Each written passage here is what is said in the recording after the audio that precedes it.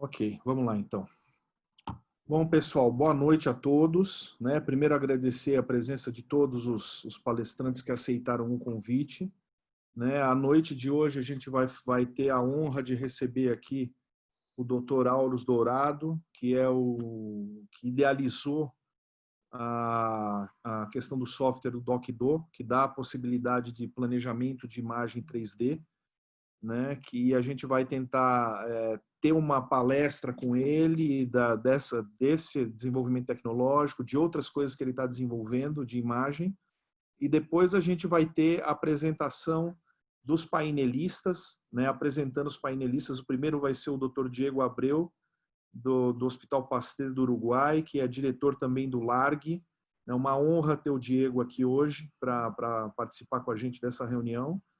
Depois vai falar o Dr. Marcos Flávio Rocha, que é de Fortaleza e é atualmente o diretor do Departamento de Cirurgia Minimamente Invasiva da Sociedade Brasileira de Urologia, também um outro gigante da cirurgia minimamente invasiva.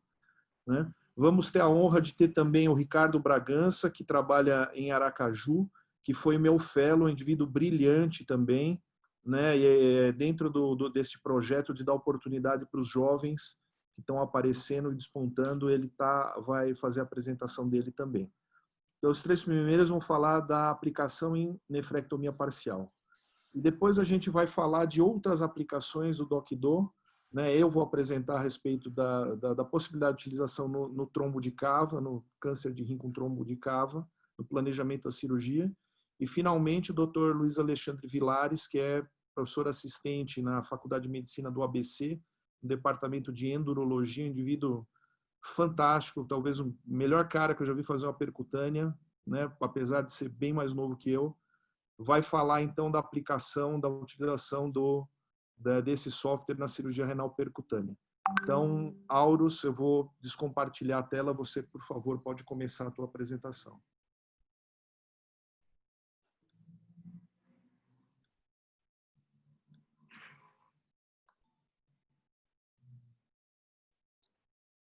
Estão vendo bem aí? Perfeito. Então, pessoal, boa noite. Em primeiro lugar, gostaria de agradecer imensamente o Tobias, assim, pelo espaço, pelo convite.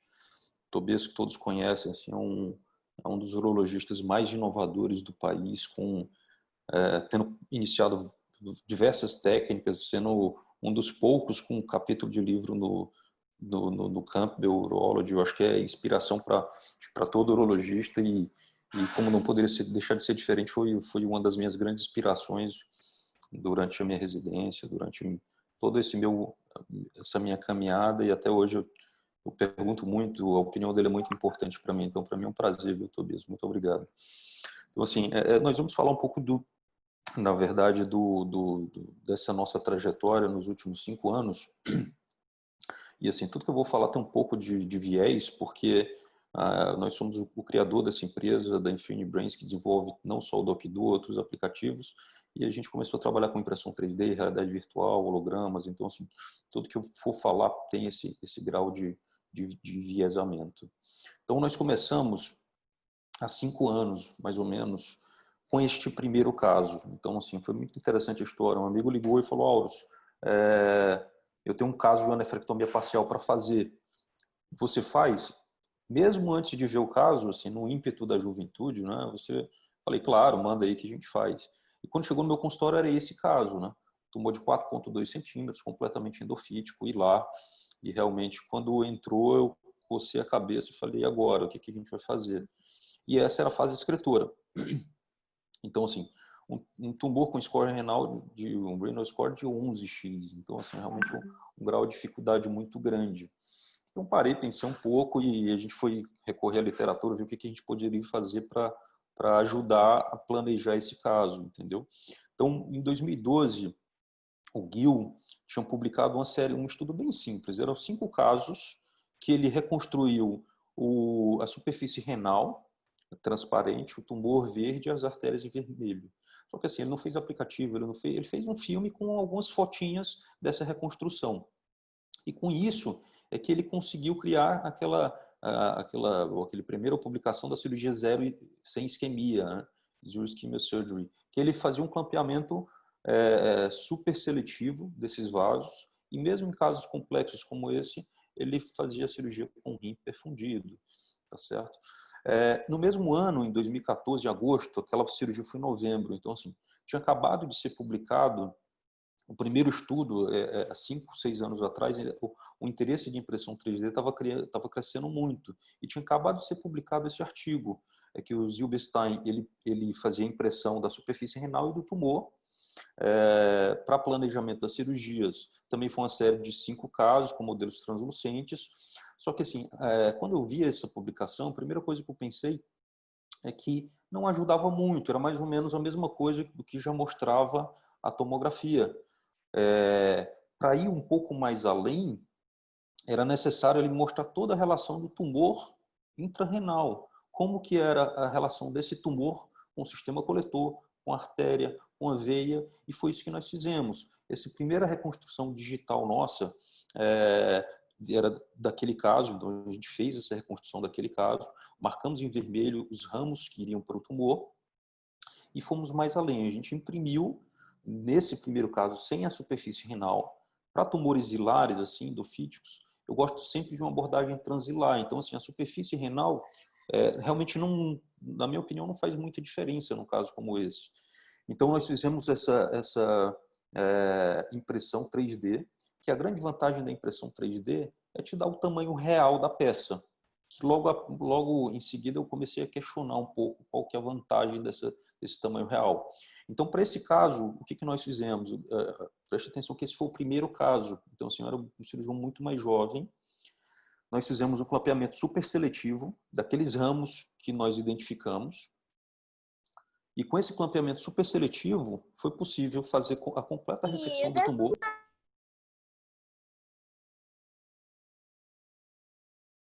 Fizemos a rafia do polo superior. Ao finalizar a rafia do polo superior, a gente fez um desclapeamento, acho que mais do que super precoce, porque o polo inferior ainda faltava fazer a rafia do polo inferior. Colocamos aí um booster aí que, na verdade, eu quase nunca uso, só que como nesse caso o defeito era muito grande, eu fiquei com medo de angular o sistema coletor que tinha ficado, e conseguimos fazer a cirurgia com bom resultado oncológico. Eu vi essa paciente tem um mês, novamente, ela está com rim ótimo, com mais de 60% de viabilidade desse rim. Ficou 39 horas internado, um tempo cirúrgico de 170 minutos, com sangramento de 210 e margens livres. Então, assim, essa primeira cirurgia, olha como ficou o rim aqui aberto. Então, assim, me estimulou muito a continuar esse planejamento. E decidimos fazer, então, outros tipos diferentes de impressão 3D, só que como nós não tínhamos um modelo translucente, eu acho muito mais interessante você fazer como se fosse realmente um Lego, as partes separadas, e eu conseguia ver a perfeita correlação da anatomia intrarrenal, do sistema coletor, veia, artéria, superfície renal e tumor. E sempre o achado intraoperatório é exatamente o achado do nosso planejamento. Então, nesse caso, a gente fez o clampeamento dessa arterinha aqui, com clampeamento superseletivo, e com essa relação intrarrenal eu consigo estimar qual que é o ramo que está realmente nutrindo aquela área do tumor. O terceiro caso foi realmente um caso muito emblemático. Se alguém tinha dúvida que a impressão 3D em alguns casos ou a reconstrução virtual ajuda, esse caso veio para me tirar todas as dúvidas, porque é uma paciente de 27 anos, com múltiplos tumores renais, uma síndrome de von Hippel-Lindau. Deixa eu ver aqui se eu vejo aqui. Vou passar novamente. Então, assim, o rim esquerdo dela já estava perdido e o rim direito tem inúmeros tumores que são incontáveis. Para realizar uma cirurgia dessa, não tem como você decorar todas as posições dos tumores. Então, veja, esse é o lado bom da paciente. Então, eu tinha um tumor maior aqui e lá e vários tumores pequenos. E a gente sabe que a evolução desses tumores geralmente é uma evolução indolente. Se quiser deixar até alguns pequenos para não agredir muito ruim, você pode tirar depois. E aqui a gente tinha um cisto. Para vocês terem uma noção de custo, o que agrega o custo na época, essa aqui foi um modelo impresso na impressora Stratasys, que é uma impressora de uns 400 a 500 mil reais na época. E esse modelo, só para imprimir esse modelo, teria sido gasto 8 mil reais para impressão desse modelo. Então, assim, apesar da impressão 3D nos dar uma boa noção anatômica, ela acrescenta um custo muito elevado, que eu acho completamente desnecessário. E, para nossa felicidade, ano passado, nós fizemos a revisão da literatura sobre impressão 3D e tanto esse nosso caso foi a capa do European Urology, como depois nós recebemos a notícia que foi o melhor paper do ano passado, iria ser premiado no Congresso Europeu agora, do IAU. Então, eu comecei a me perguntar, vale a pena realmente imprimir modelos para planejamento cirúrgico? Então, aqui são modelos impressos e modelos virtuais. Então, os modelos virtuais já nos dão uma noção muito boa da reconstrução tridimensional, da anatomia de cada caso. Então, esse estudo foi um estudo bem interessante, que ele pegou alunos de medicina e apresentou modelos impressos, modelos virtuais e a tomografia convencional. E fez uma série de perguntas quanto à anatomia desses casos. Então, assim, obteve-se o mesmo grau de acertos quando foram expostos o modelo impresso e o modelo virtual 3D. Só que foi estatisticamente superior à tomografia. Então, quando eles viam a tomografia apenas, a compreensão anatômica era inferior, era mais pobre. E o tempo de avaliação da tomografia era o dobro do modelo 3D.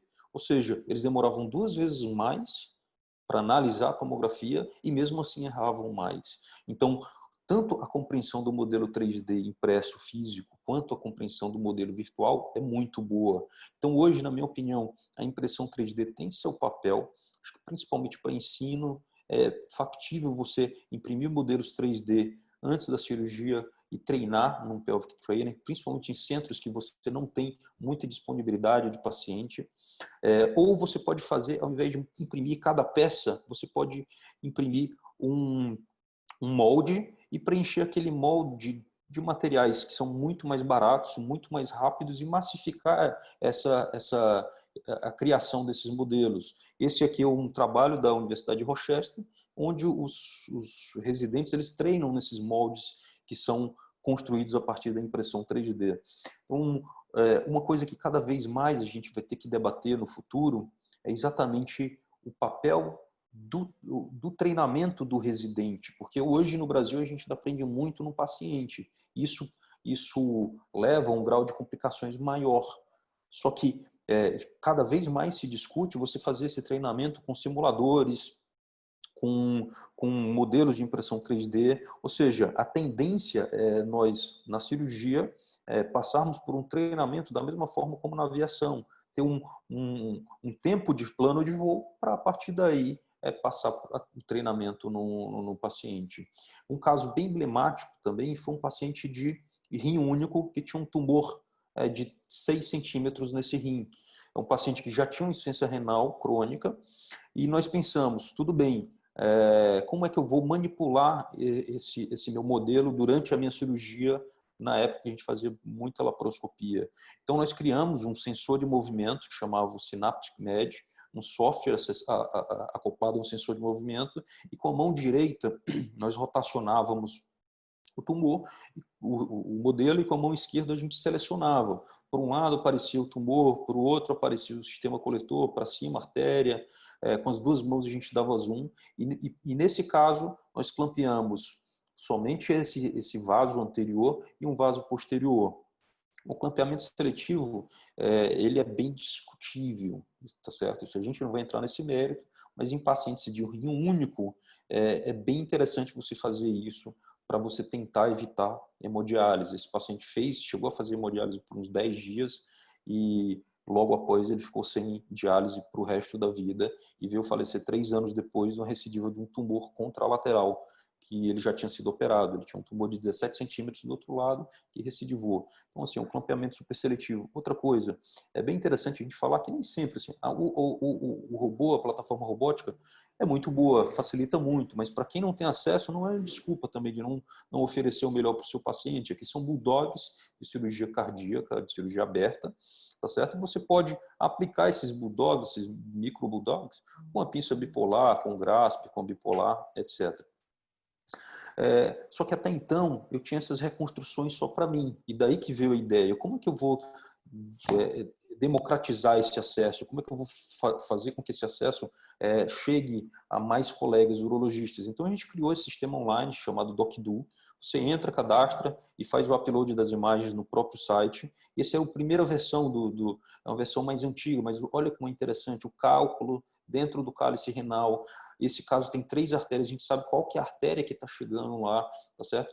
Por vezes, a gente já descobriu arterinhas bem fininhas que ia para o polo renal, isso iria dar problema com certeza. Algumas vezes tumores múltiplos, e o laudo dizia que tinha 6 tumores, quando a gente faz a reconstrução a gente encontra mais 2. Então, assim, realmente eu tenho observado que tem notado que tem tido um impacto na qualidade das cirurgias das pessoas que a gente reconstrói isso.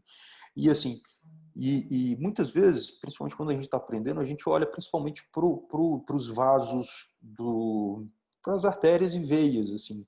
E uma coisa que a gente não pode esquecer nunca também é olhar a anatomia tumoral. O tumor, normalmente, o tumor renal é um tumor esférico. Só que um caso como esse, ele tinha uma proeminência que ia para dentro assim, do hilo renal. Então, à primeira vista, é um paciente jovem, de 37 anos. Quando eu vi, eu falei, isso aqui deve fazer uma nefrectomia radical, com certeza. Que alguém deixou o microfone aberto. Deixou. Pronto. Então, assim, nesse caso, a gente consegue ver a supressão do sistema coletor, tá certo? Então, muito provavelmente nessa área nós vamos abrir. E quando a gente suprime o tumor, a gente vai saber exatamente como é que vai ser o defeito renal ao final. Então, nesse caso, nós começamos com a parte superior, na parte mais cranial do tumor, sabendo que se eu for para o centro, eu vou invadir o tumor. Então, primeiro a gente foi na parte mais cranial, em seguida a gente foi... nesse momento a gente está abrindo aquele sistema coletor que estava suprimido na reconstrução, então a gente já sabe qual o sistema que a gente vai abrir. Fomos para a parte mais caudal do tumor e deixamos o centro, que era realmente a área mais problemática, por último. E fomos com um movimento de divulsão e secção, retirando todo o tumor com margem. O tumor saiu íntegro, sem fragmentação, sem abertura de cápsula. Olha como está bonito aqui o cálice todo dissecado, tá certo? E aqui o sistema coletor aberto. Então, de antemão, eu já sei o que eu vou abrir, como vou abordar esse tumor e, consequentemente, já vou saber como é que eu vou fazer essa minha síntese desses planos, como é que eu vou reconstruir, tá certo? Então, nesse caso, a gente fechou logo o cálice utilizando o mesmo fio e já sempre fazendo uma sutura delicada, sem fazer uma sutura realmente que englobe muito tecido. Não adianta você fazer, por exemplo, uma enucleação e depois vir com uma agulha grosseira, fechando de qualquer jeito o parênquima interno, que você vai perder néfrons, perder um tecido funcional viável, se o seu intuito realmente é fazer uma cirurgia poupadora de néfrons. Só que até então nós estávamos vendo modelos tridimensionais em telas bidimensionais. Então, há 3 anos lançou a primeira versão do HoloLens, que é um óculos de holograma da Microsoft.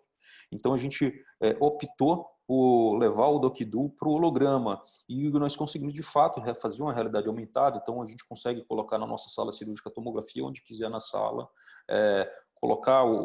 projetar esse holograma no paciente. Então, aqui a gente tem um cálculo no ureter proximal e um tumor posterior. Aqui é um modelo, isso aqui, na verdade, esse caso aqui foi de um coloproctologista amigo nosso aqui. E durante a cirurgia, nós conseguimos ver a reconstrução tridimensional, o holograma aqui na frente, comparando com a laparoscopia, tá certo? Então, eu costumo comparar muito a um mapa essas reconstruções. Hoje ninguém mais dirige um carro utilizando um papel impresso, né? O guia Michelin 4 rodas que a gente utilizava no passado. Hoje em dia todo mundo utiliza um GPS. Então, na cirurgia, eu não vejo mais sentido, principalmente para casos complexos, a gente usar uma tomografia, uma ressonância impressa no papel, bidimensional, em escala de cinzas, quando você pode utilizar uma reconstrução, seja ela com Dokido, seja com um radiologista dedicado para isso, na própria workstation, não precisa ser uma coisa interativa, mas você precisa ter uma noção muito boa e, na minha opinião, para nefrectomias parciais, é o padrão ouro, é você fazer uma reconstrução para o teu planejamento. Esse outro caso aqui é um caso de um urologista, amigo nosso aqui de Teresina, só para demonstrar como facilita durante a cirurgia. Aqui a gente tem um tumor hilar do polo inferior, que está muito próximo do sistema coletor, bem próximo, deslocando a pelve renal. Ok. Deixa eu ver aqui. Cadê você?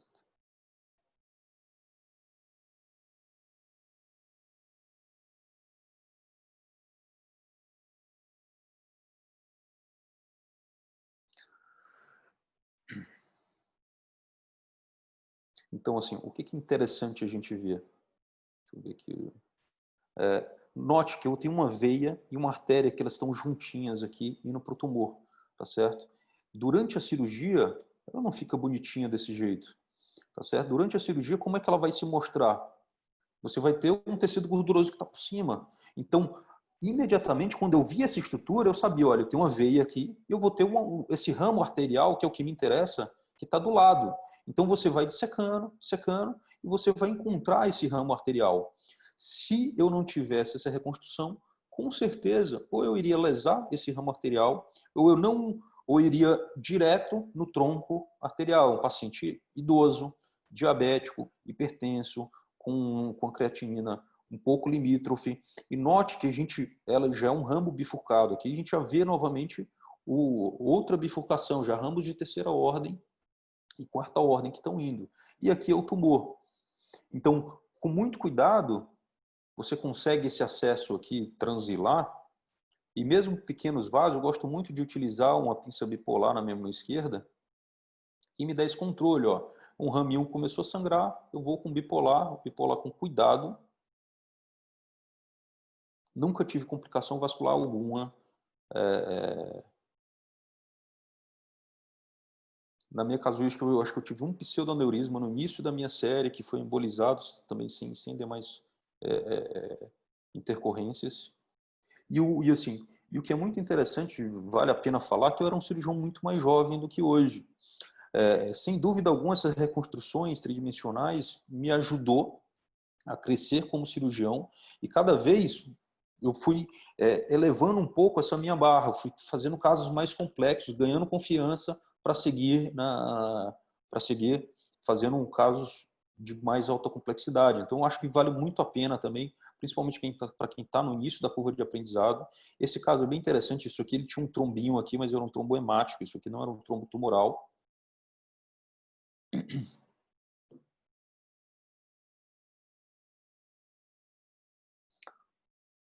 E, por fim, a gente faz a síntese. Eu sempre procuro fazer procurar uma agulha pequena. O ideal é que você sempre utilize o mesmo tamanho de agulha para você já mecanizar os teus passos da cirurgia. E aqui, note que era o vaso aberto, de onde veio aquele trombo. Na hora eu não sei se ele é trombo tumoral, se não é. Então eu parei, fiz uma biópsiazinha aqui de um pedaço do vaso para ver se a gente consegue, só para deixar documentado. Realmente não era tumor. E continua a síntese.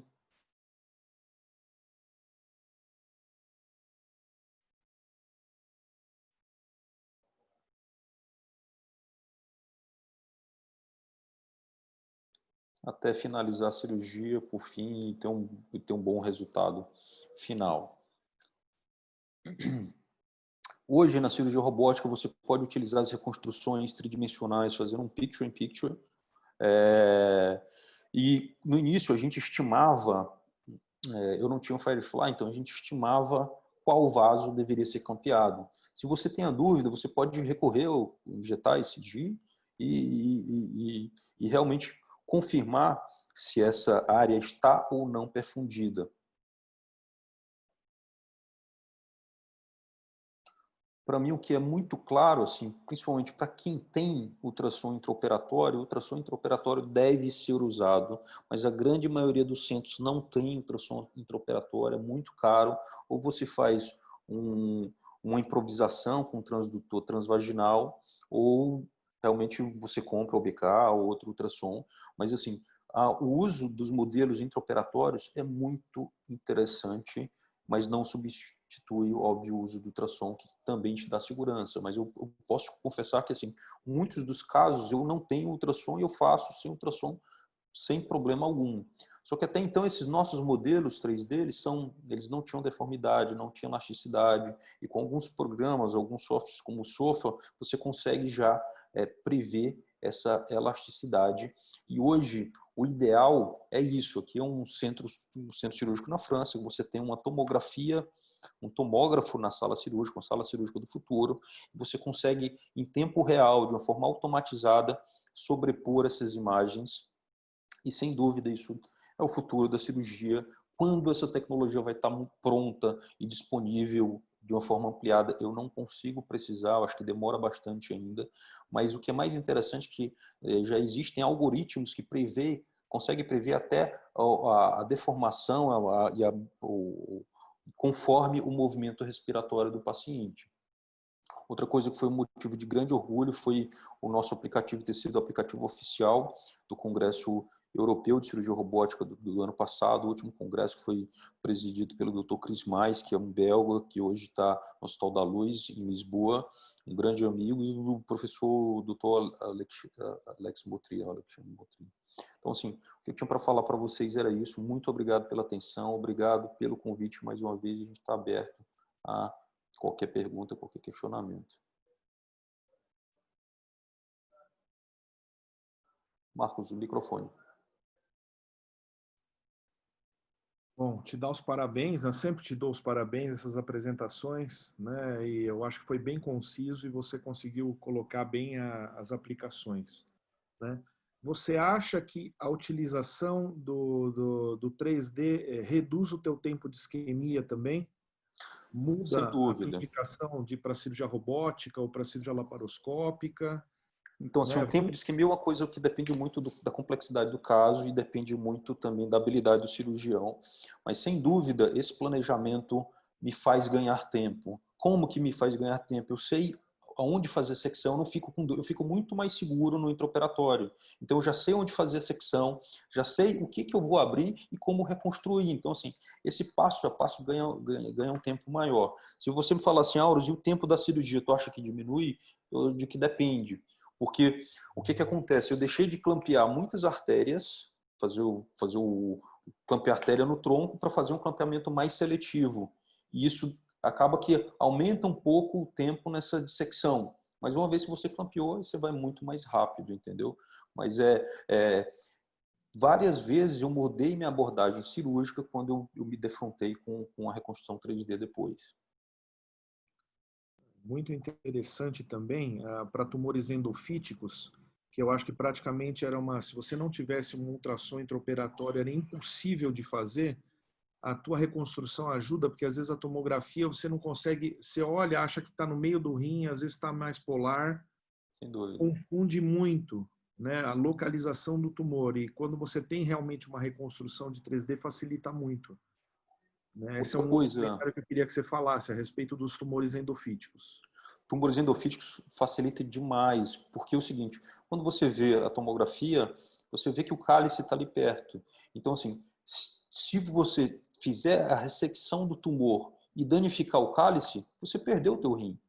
Você perdeu o teu rim, você está danificando a drenagem. Então, você vê exatamente onde que o cálice está entrando, onde é que ele está encostando, e você consegue divulsionar para manter o cálice íntegro. Às vezes também está passando uma artéria importante que vai nutrir o polo do lado do tumor. Você consegue jogar ela para o lado e fazer a ressecção tumoral também de uma forma interessante. Outra coisa que é bem interessante é o tamanho do tumor. Às vezes você tem um tumor muito pequeno, que também é difícil de encontrar. Imagina se você tem um tumor muito pequeno, uma gordura tóxica. Então, várias vezes, assim, essa reconstrução, não para o tumor pequeno, sempre tem um tumor maior e tem um tumorzinho pequeno satélite, às vezes de, sei lá, 5 milímetros, 1 centímetro, facilita muito encontrar mesmo. Eu tive um caso desse. É. Era bem posterior, fui exatamente no polo superior, achei ele certinho no ponto onde você tinha falado que estava. Legal. Muito interessante, realmente tem isso mesmo. Alguém mais do painel quer fazer uma pergunta para o Auros, para a gente passar para a apresentação do Diego? Deixa eu fazer só um comentário aqui, Elvis. Parabéns aí primeiro pelo teu trabalho, né, pelo que você desenvolveu ao longo do tempo aí e pela sua apresentação. A impressão que eu tenho quando você fala da questão do ultrassom, nós temos um ultrassom intraoperatório lá no português, mas para determinados casos eu acho que as tecnologias elas se complementam, Sem né? dúvida. Porque, se eu estiver errado, você me corrija, com a ultrassonografia intraoperatória eu tenho condição de localizar bem o tumor, definir o acesso, onde é que eu vou, mas eu acho que com a reconstrução, principalmente do ponto de vista vascular, ele pode me dar uma garantia na questão do clampeamento vascular. Eu posso minimizar esse clampeamento. Uhum. Acho que a visão é essa, né? E assim, e você poderia se perguntar, mas Aurus, eu tenho um bom radiologista e ele me faz uma reconstrução 3D legal. Só que assim, a reconstrução feita pela tomografia, tu consegue ver muito bem a árvore arterial que está fora do rim, mas tu não consegue identificar ela intrarrenal. Aonde que ela está indo, se ela está indo mais anterior ou posterior. Quando você começa a ter muitos ramos, eu não conheço um cirurgião que ele vai conseguir fazer esse mapa 3D muito bem na cabeça dele. Então, se chegou, a gente consegue saber, tem duas artérias, tem uma veia ou duas veias, você consegue dizer exatamente se está um pouco mais atrás, em cima ou abaixo, mas na hora que você posiciona o paciente, isso muda. E quando você vê também, você dinamiza essa reconstrução, você ou acrescenta veia ou tira veia, ou você angula a tua reconstrução de acordo com a posição do paciente, isso realmente tu tem um ganho da compreensão anatômica muito grande. Eu acho interessante isso, porque ele acaba juntando a reconstrução vascular intrarrenal com a via excretora. Então, isso é por isso que no transplante não se utiliza. Se utiliza só a reconstrução da tomografia é suficiente, porque você precisa ver os vasos que estão por fora do rim, é o que você falou. Agora, quando você fala anatomia intrarrenal, a reconstrução 3D que você faz, que existe, é muito boa, né? Dá para ver esses ramos vasculares, a relação com a via excretora, com os cálices. Então, acho que é fantástico. E tem uma coisa também assim que não dá até para a gente mensurar nos artigos. YouTube, se tiver alguma ideia, até me sugere depois, que é a segurança do cirurgião. Por exemplo, quando você está fazendo um caso baseado na tomografia, você vai tenso às vezes, e, putz, será? Eu vi a artéria aqui, mas será se ela está aqui? Você vai dissecando a gordura ainda com aquele medo, ainda com aquela preocupação. Quando você tem a reconstrução na mão, ela te dá muita segurança, que é o que o próprio Rubens Soares do Uruguai ele falou. Com a reconstrução, o cirurgião tem menos improvisação, né? Ele vai mais seguro para a cirurgia. Essa tranquilidade não tem dinheiro que pague. Você vai ter na cirurgia isso toda. Se chama refinamento cirúrgico. Tudo assim, a imagem, mais a tecnologia, mais o material que a gente usa, tudo isso vai levar a uma maior segurança do cirurgião e do paciente. Então, eu não tenho dúvida que isso daí veio para ficar e que deva ser um padrão em pouco tempo, em curto espaço de tempo, e te dar os parabéns por liderar isso internacionalmente. Pô, isso é uma honra para o Brasil. Valeu, Né? obrigado. E